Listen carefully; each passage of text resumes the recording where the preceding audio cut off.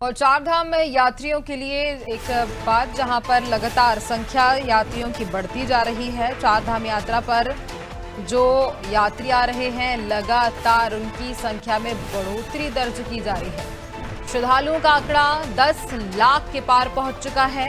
यात्रियों की संख्या में लगातार बढ़ोतरी दर्ज की जा रही है। संचालन पर सरकार फोकस लगातार बनाए हुए है।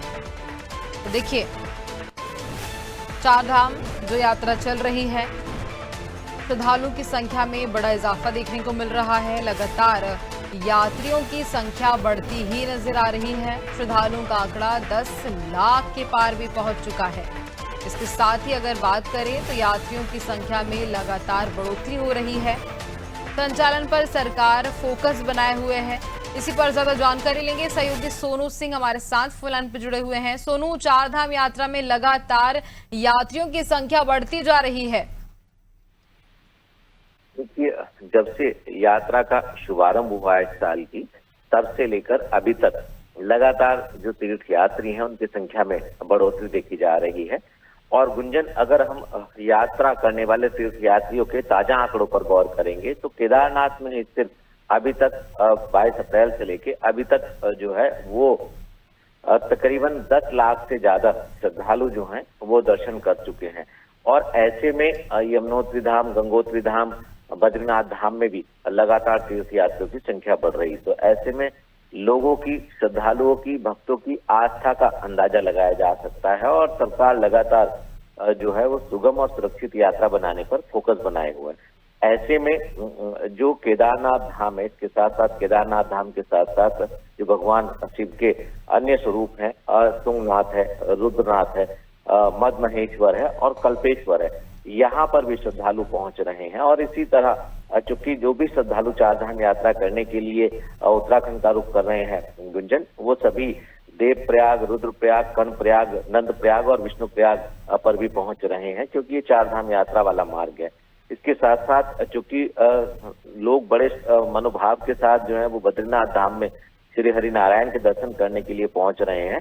और ऐसे में जो बद्रीनाथ धाम है, इसके साथ साथ योग बद्री के भी दर्शन कर रहे हैं, भव्य बद्री के भी दर्शन कर रहे हैं, वृद्धा बद्री के भी दर्शन कर रहे हैं और आदि बद्री के भी दर्शन करने के लिए लोग पहुंच रहे हैं। तो लगातार चूंकि सरकार ने इन सभी धामों के जो व्यवस्थाएं हैं उनको चाक चौबंद किया हुआ, अतिरिक्त संख्या में अधिकारी और कर्मचारियों को तैनात किया हुआ और चिकित्सकों को खास तौर से जहां पर आवश्यकता है वहां पर चिकित्सकों को तैनात किया गया है। और इसके साथ साथ आईपीएस और आईएएस स्तर के अधिकारियों को नोडल अधिकारी की जिम्मेदारी सौंपी गई है और कंट्रोल रूम से लगातार समन्वय भी स्थापित किया जा रहा है। तो हम ये कह सकते हैं कि उत्तराखंड की जो चारधाम यात्रा है, इसमें बड़ी संख्या में जो तीर्थ यात्री पहुंच रहे हैं वो एक सुखद और सुरक्षित यात्रा का अनुभव लेकर वापस लौट रहे हैं। और यही कारण है कि दिनों दिन हम देख रहे हैं कि चारों धामों में तीर्थ यात्रियों की संख्या में बढ़ोतरी हो रही है। गुंजन,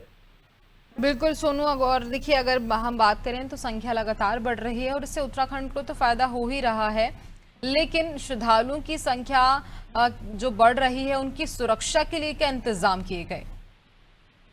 देखिए, तैयारियां जब यात्रा की जा रही थी गुंजन, उस वक्त से लेके अभी तक ही जो पुलिस प्रशासन है, खुफिया तंत्र है और इसके साथ साथ जो स्थानीय प्रशासनिक अधिकारी हैं, जैसे जिला अधिकारी हैं, वरिष्ठ पुलिस अधिकारी हैं और सभी जो यात्रा वाले जनपद हैं, इनके जो पुलिस अधिकारी हैं, वो मुख्यालय से यानी राजधानी में शासन से, गृह सचिव से, डीजीपी और जो कंट्रोल रूम है उनसे उनका आपसी समन्वय बना हुआ और प्लान ए, प्लान बी और प्लान सी तैयार किया गया है। और इसके तहत यात्रा रूट को कई जोन और कई सेक्टर्स में डिवाइड किया गया है। पार्किंग की व्यवस्था कैसे हो सकती है, सड़क हादसे ना हो, इसके लिए जन जागरूकता के लिए किस तरह से एक प्रारूप तैयार किया गया है और श्रद्धालुओं को अपडेट भी कराया जा रहा है। इसके साथ साथ जो संभव हो सका जिन स्थानों पर, वहां पर कैमरे लगाए गए हैं, खास तौर से मंदिर परिसर के आसपास के एरिया में।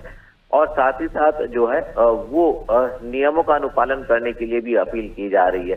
तो हम ये कह सकते हैं कि पुलिस प्रशासन ने एक नहीं बल्कि कई एक्शन प्लान तैयार किए हैं जरूरत पड़ने पर। और जो एसडीआरएफ है, एनडीआरएफ है, जैसे हेली एम्बुलेंस है, इन सबको भी स्टैंड बाय में रखा हुआ है, क्योंकि आपसी समन्वय बना हुआ है, जरूरत पड़ने पर इनका उपयोग किया जा सके और जो खास तौर से रोड एक्सीडेंट्स के मामले हैं वो कम से कम हो, जनहानि ना हो, इस पर पुलिस प्रशासन ने एक पहले से एक्शन प्लान तैयार किया हुआ है और लगातार इसकी मॉनिटरिंग भी की जा रही है और इसका अन्य जो विभागीय अधिकारी हैं उनसे समन्वय भी स्थापित किया जा रहा है। गुंजन, बिल्कुल सोनू, आगे जानकारी लेंगे, आप बने रहिए हमारे साथ।